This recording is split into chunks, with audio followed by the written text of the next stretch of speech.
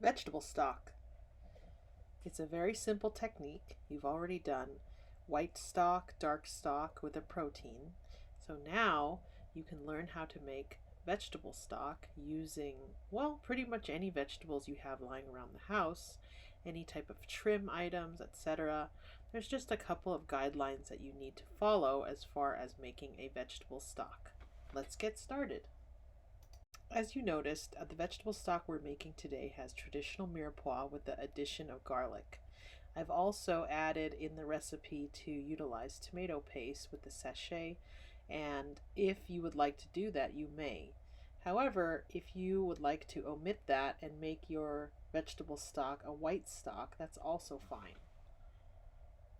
Rule of thumb is to just not use anything starchy or something too strong flavored.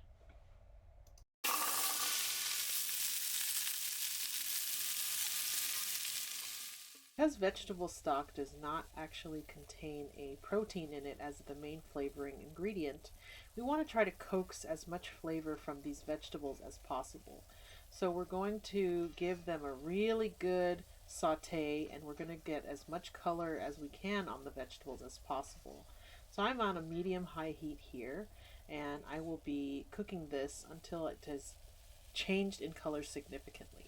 Now, if you would like to coat your vegetables in a little bit of neutral oil and then roast them in the oven, similar to the way you did the bones, you could do that as well, achieving the same result.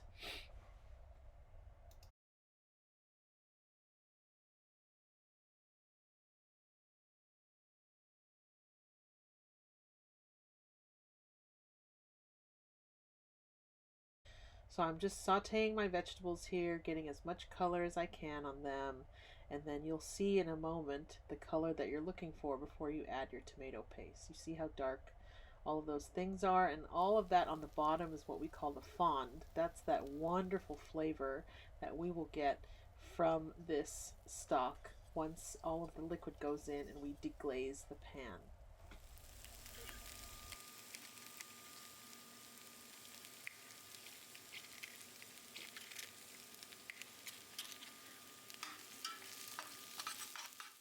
So I just added my tomato paste here. I wanted my vegetable stock to be that more dark vegetable stock with a little bit more depth, a little bit more richness. Therefore, I added the tomato paste in addition to making the vegetables as caramelized as possible.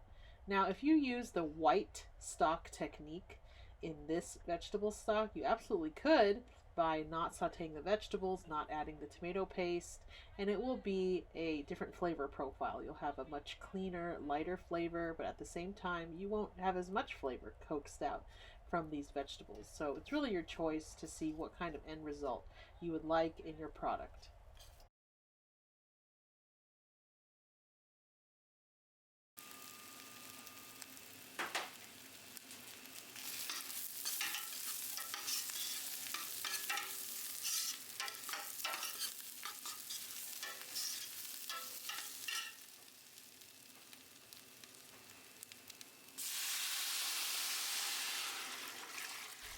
So I just added some liquid, and I'm going to add my sachet in a moment. And this stock simmers, not boils. Remember, stocks do not boil. You want to simmer this stock for at least 45 minutes, if not 1 hour, or until the vegetables are very, very soft. Rule of thumb when you're making stock as well, as I mentioned previously, is you don't want to use anything that's lying around. You want to pick and choose the aromatics, especially if they're not going to be starchy. So potatoes, beets, beets are very strong flavored and the color. Potatoes are very starchy.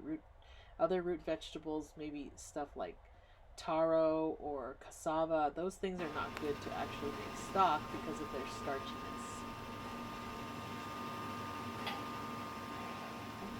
And I'm going to strain my stock. You can see the vegetables here. They got real soft. And then there's my finished stock. So I'm just going to refrigerate this. And as I mentioned here, stocks can be stored refrigerated for about a week or frozen for several months.